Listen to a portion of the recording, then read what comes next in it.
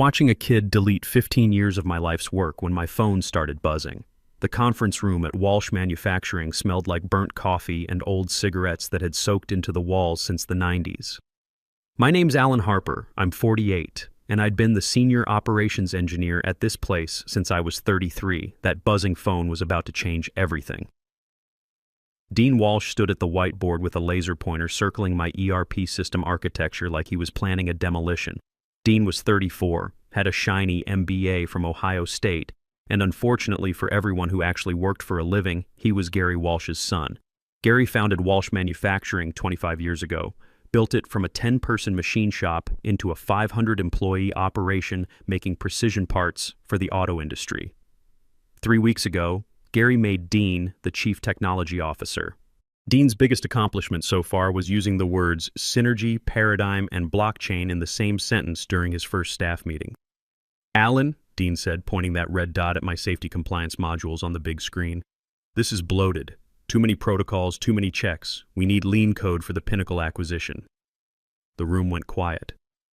My team, Carl, the junior engineer I'd trained from scratch, Joel, our systems admin who'd been here since Clinton was president, and Amy from quality assurance, they all stared at their coffee cups.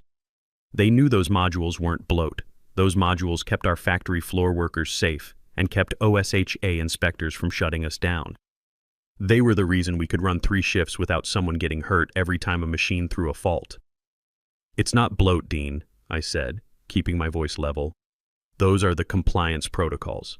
They talk to the machine monitoring systems and automatically shut things down when parameters go out of range. You remove them, we lose EPA and OSHA compliance." Dean laughed. It was that wet sound rich kids make when they think they know better than people who actually do the work. "Alan, you're stuck in the past. My dad's getting $75 million from Pinnacle Industries for this company because of our efficiency. They want streamlined operations, not your complicated safety theater." He walked over to the computer terminal that was mirrored on the big screen. My stomach dropped. He had admin access. I'd told Gary 3 weeks ago that giving Dean admin access was like handing a loaded gun to a toddler, but Gary just said Dean needed to feel empowered. "Dean," I said, standing up, "don't touch the production database. Those safety modules are connected to everything. You delete them, the whole system goes down. I'm cleaning house," he said, like he was announcing lunch specials. "We're going lean." He highlighted the entire safety net directory. 15 years of work. Code I'd written after watching good people get hurt because some manager wanted to save 5 minutes on a shift change. Protocols that had prevented 3 potential explosions and more injuries than I could count. "Dean, if you delete that, the monitoring system can't talk to the shutdown relays. The EPA certification depends on those environmental checks running every 15 minutes. You worry too much, Alan. That's your problem. You're always finding reasons why things can't be done." Then he did it. Click. Delete, commit, push. The screen flickered. Green text scrolled for maybe 10 seconds, then stopped. Done. The silence that followed was complete. Carl looked like he was about to throw up. Joel was already reaching for his phone, probably to call his wife and tell her to dust off her resume. "You just deleted 15 years of safety protocols," I said, sitting back down. I felt strangely calm, like watching a car accident happen in slow motion. The production line monitoring can't function without those modules. First time a machine runs hot or someone misses a safety check, the whole line shuts down. And since you left auto deploy enabled, this hits production in about 20 minutes. Dean turned around, his face getting red. "See, this is exactly what I'm talking about, negativity. You're toxic, Alan. You're not a culture fit for the new Walsh Manufacturing."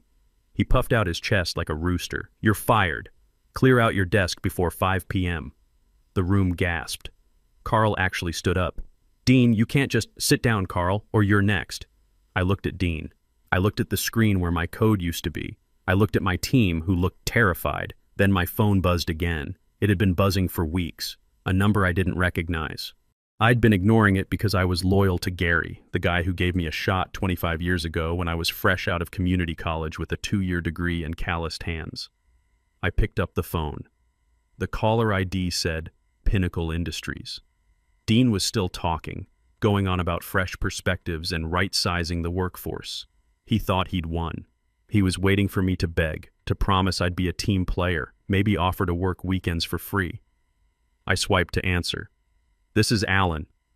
The voice on the other end was smooth, professional. Eric Stone, VP of Engineering at Pinnacle Industries, the very company that was supposed to buy Walsh for $75 million next month. Alan, we haven't heard back about our offer. We're doing final due diligence on Walsh tomorrow. Honestly, looking at their operation from the outside, you're the only reason we're still interested. Everything else looks like an accident waiting to happen. I looked at Dean. He was smirking, arms crossed, probably thinking he was about to watch me grovel. Yes, I said into the phone, loud enough for everyone in that conference room to hear.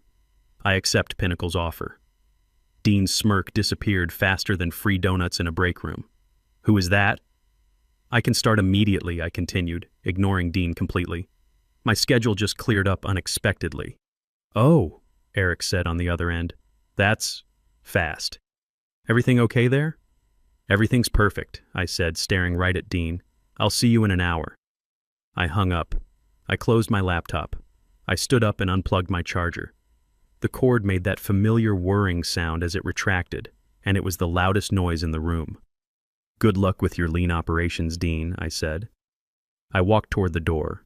I didn't look back at the screen. I didn't look at my team, though I could feel their eyes on me. I walked out of that conference room for the last time, my work boots making more noise on the concrete floor than they ever had before. Dean shouted something after me about security escorts and company property, but I barely heard him. I was already doing the math in my head. The safety net modules handled all the environmental monitoring. Without them, the EPA compliance system would start throwing errors within an hour. The production line would shut down when the first safety check timed out.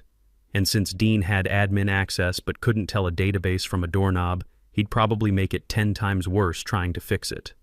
The walk from the conference room to my desk was maybe 100 feet, but it felt like crossing state lines. The factory floor was humming with afternoon shift energy. Guys were running parts, the overhead cranes were moving steel around, and the air smelled like cutting oil and hot metal. None of them knew the company was already dead. They were working hard on something that was about to collapse. I reached my desk, a metal setup with 2 monitors that had seen better days, a keyboard I'd brought from home because the company ones were junk, and a coffee mug Helen gave me for my 45th birthday that said "World's Okayest Engineer." I grabbed a cardboard box from the supply closet. I didn't take much. My personal tools, my safety glasses that actually fit, a photo of Helen and the kids at last year's Browns game where we got soaked but had a great time anyway. I left the company jacket hanging on my chair. I left the 15-year service plaque they'd given me last month, cheap plastic that was already cracking. Alan. I turned around. It was Joel, our systems administrator. Joel looked like he'd lived his whole life in server rooms, pale as milk, always caffeinated, wearing a t-shirt that said, "There's no place like 127.0.0.1. He was the only other person in the building who really understood how everything connected together. "Is it true?" he whispered, looking over his shoulder toward the glass conference room where Dean was still waving his arms around. "Did he actually delete SafetyNet?" "He used the point-and-click interface," I said, dropping my multimeter into the box. "Thought he was cleaning up messy code." Joel's face went white as his t-shirt. "But Alan, the production monitoring system, the environmental sensors, they all depend on those modules for data processing. If that's gone, the safety interlocks will start failing." I glanced at my watch. About 15 minutes from now. "Then the automated shutdown protocols kick in," Joel said, looking sick. "The whole production line stops, and when management tries to override the safety systems manually, OSHA gets an automatic notification," I finished, "plus the EPA, since the environmental monitoring will be offline." Joel looked like he'd just watched someone drive off a cliff. "I have to stop this before it gets worse." "Don't," I said.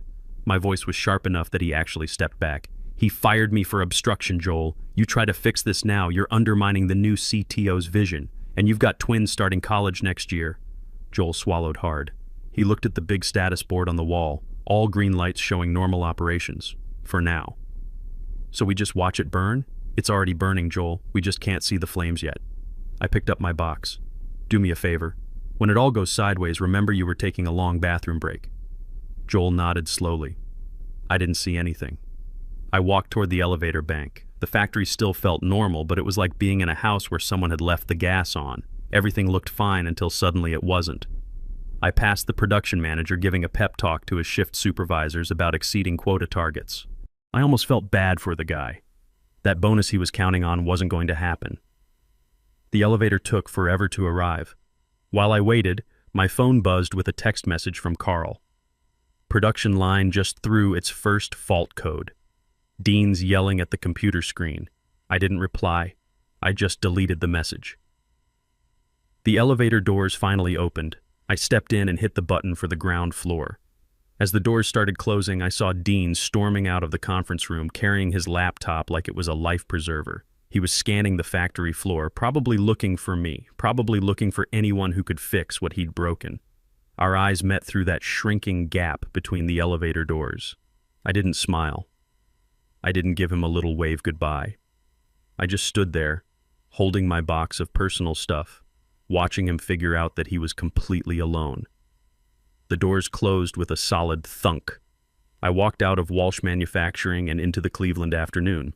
It was drizzling, that fine mist that makes everything look gray, but the air was clean. It smelled like rain and car exhaust instead of cutting oil and panic. I took a deep breath for what felt like the first time in hours. I called an Uber. Pinnacle Industries downtown, I told the driver when he pulled up. The big glass building? That's the one. I leaned back against the Uber's worn seats and watched Cleveland roll by through the rain-streaked window. My phone buzzed with an email notification. Your Walsh Manufacturing network access has been revoked. I smiled. Dean was quick with the panic buttons when he needed to be, but he was about 30 minutes too late.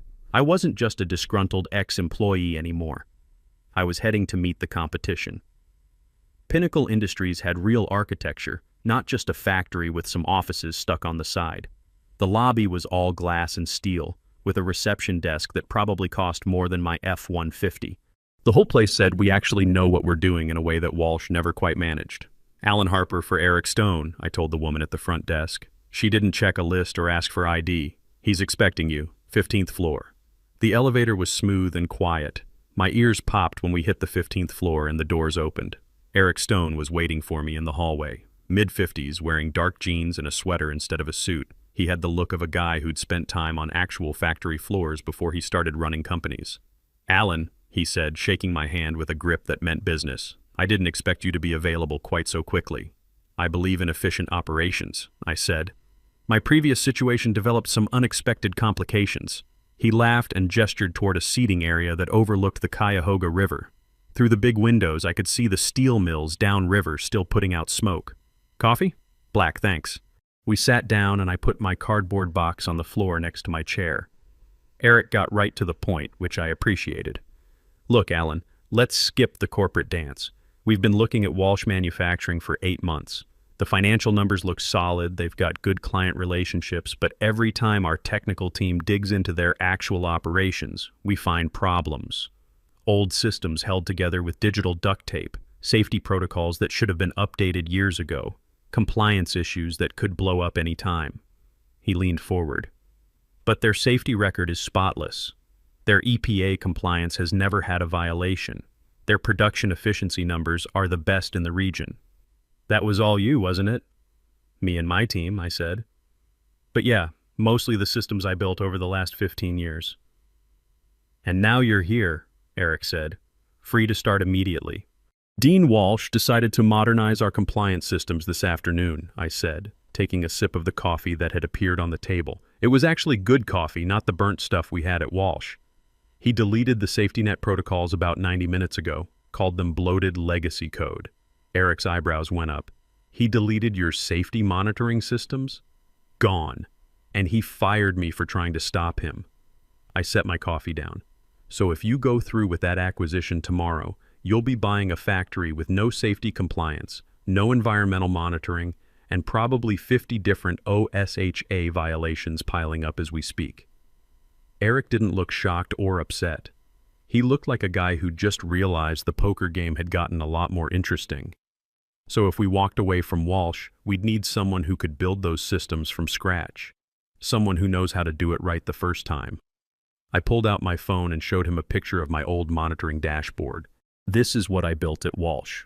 But if I did it again, I'd do it better. No compromises for legacy hardware, no quick fixes to make the quarterly numbers look good. Clean slate. Eric pushed a tablet across the table. This is what we really want to build. I looked at the screen. It was a blueprint for an integrated manufacturing platform, real-time monitoring, predictive maintenance, full environmental controls, the works. Everything I dreamed about building if I ever had the budget and the backing. "You want me to design this? I want you to be our director of manufacturing operations," Eric said. 3 times your Walsh salary, equity stake, and your choice of team members. He paused.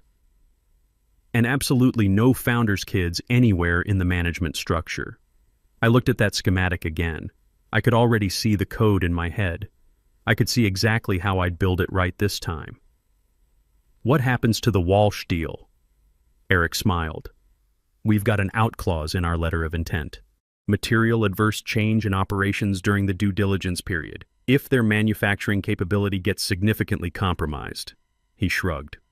"Well, that would certainly qualify."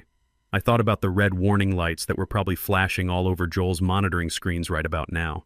"Eric, I'd say their manufacturing capability is about to become non-existent. Then we walk away from Walsh and build something better with the person who actually knows how to do it. I had one condition. When this all settles down, I want to hire 3 people. Carl from engineering, Joel from systems, and Amy from quality assurance. Done." He stood up and extended his hand. "Welcome to Pinnacle, Alan." As we shook hands, my phone vibrated. A text from Amy. "Production line completely down. EPA sent automatic violation notice." Dean's locked himself in Gary's office. "OSHA inspection team arriving tomorrow morning." I didn't text back. For the first time in 15 years, someone else's emergency wasn't my problem to solve. The first week at Pinnacle was like stepping out of a noisy bar into a quiet library. Nobody was yelling. Nobody was throwing around business school buzzwords they didn't understand. The meetings were short and actually accomplished things. People asked technical questions and listened to the answers. I sat in my new office, an actual office with a door that closed, designing the manufacturing platform we were going to build. Modern infrastructure, proper architecture, systems that were designed to work instead of just limping along until the next crisis. My phone kept me updated on the disaster across town. Joel and Carl couldn't communicate directly, company policy, during the restructuring, but Amy was sending regular updates. Tuesday, EPA inspection found 17 separate violations. Production shut down indefinitely. Gary's been in meetings with lawyers all day. Wednesday, Dean tried to restore from backup files. Turns out he canceled the backup service 2 months ago to cut costs. Joel hasn't slept in 48 hours trying to rebuild everything from scratch. Thursday, the Pinnacle inspection team was here asking questions. Gary told them you were terminated for performance issues. They didn't seem to buy it. Friday brought the message I'd been waiting for. Amy's text was short and sweet. "It's over. Pinnacle pulled out of the deal. 75 million gone. Gary fired Dean an hour ago. Bankruptcy lawyers coming Monday." I leaned back in my new ergonomic chair and looked out at Lake Erie stretching to the horizon. Clean office, quiet environment, challenging work that people actually wanted me to do right the first time. I wasn't spending my days putting out fires anymore. 6 months later, Walsh Manufacturing was a memory. The factory got sold at auction to a scrap dealer. The equipment went to other shops around Ohio. Gary lost everything. The business his grandfather started, his house in Shaker Heights, his reputation in Cleveland's tight-knit manufacturing community. Word travels fast in our business, and everyone knew what happened. Dean disappeared after the bankruptcy. Last I heard, he was in Columbus trying to break into the tech startup scene, probably telling people he was a digital transformation consultant or some other meaningless title. My new team at Pinnacle was crushing every target Eric set for us. Carl turned out to be brilliant when he wasn't terrified of breaking something or getting yelled at. Joel built server systems that actually worked the first time and didn't need constant babysitting. Amy designed quality control processes that caught problems before they became disasters. We picked up most of Walsh's old client contracts. Their customers needed parts, not excuses, and we could deliver on time without the drama. The manufacturing platform I designed was handling twice the production volume Walsh ever managed, with 0 safety incidents and perfect compliance scores. Eric called me into his office on a Friday afternoon in late fall. "The board is thrilled with what you've built," he said. "They want to expand into aerospace contracts next year." Through his windows, I could see the lake turning gray under winter clouds. Helen was happy with the new job. Better pay, actual benefits, and college tuition payments that didn't keep us awake at night.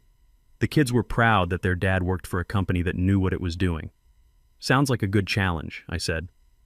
That evening, I got a notification on my phone. Someone had viewed my LinkedIn profile. Dean Walsh, now listing himself as Chief Innovation Officer at something called Synergy Solutions, LLC. Probably a one-man consulting operation working out of a coffee shop. I didn't view his profile back. I didn't need to see what he was up to. I had work to do.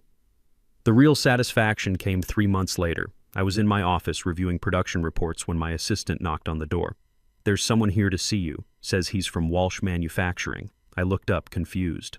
Walsh went out of business 8 months ago. He says his name is Gary Walsh. I told her to send him in. Gary looked like he'd aged 10 years and 8 months. His hair had gone completely gray and his expensive suit had been replaced with a cheap sport coat that didn't fit right. "Alan," he said, standing in my doorway like he wasn't sure he was welcome. "Gary." I didn't stand up. "What can I do for you?" "I wanted to apologize," he said. "For Dean. For what happened. I should have listened to you."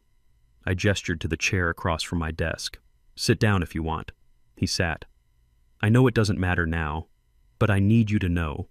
Those safety protocols Dean deleted, they weren't bloated, were they?" "No, Gary. No, they weren't. I let him destroy everything you built. Everything we built together. I looked at this man who'd given me my first real shot 25 years ago, who'd trusted me to build something important, who'd then let his kid tear it all down in an afternoon. Gary, you didn't just let Dean delete my code. You let him delete your future, and your workers' jobs, and 25 years of your father's legacy." Gary nodded. He looked like he might cry. "The insurance company won't cover the EPA fines because they ruled it was intentional negligence. I lost the house last month. Susan left me in July. I felt sorry for him, but not sorry enough to pretend this was some kind of accident. You chose Dean over everyone who actually knew how to do the work." "I know." His voice was barely a whisper. "I was hoping. I know you can't forgive me, but I was hoping you might hire some of the old crew. Mike from the machine shop, Rodriguez from quality control, some of the line supervisors. They're good people, Alan. They didn't deserve what happened." I thought about it. We were expanding operations, and good manufacturing people were hard to find. "Send me their resumes. I'll take a look." Gary stood up. "Thank you." "Gary," I said as he reached the door, "next time you're thinking about putting family ahead of competence, remember what it cost you." He nodded and left. That night, I drove home through the Cleveland suburbs thinking about choices and consequences. I'd spent 15 years building something that mattered, something that kept people safe and productive. Dean had destroyed it in 10 minutes because he thought he knew better than the people who actually did the work. But here's the thing about good engineering. You can't fake it for very long. Eventually, the system either works or it doesn't. Eventually, reality shows up and demands an accounting. I pulled into my driveway and sat in the truck for a minute, looking at my house with the lights on in the kitchen where Helen was probably making dinner. Inside, my kids were doing homework, maybe watching TV, living normal lives, because their dad had a job that paid well and didn't keep him up at night wondering if everything was about to collapse. Dean had tried to delete 15 years of my work in 10 seconds.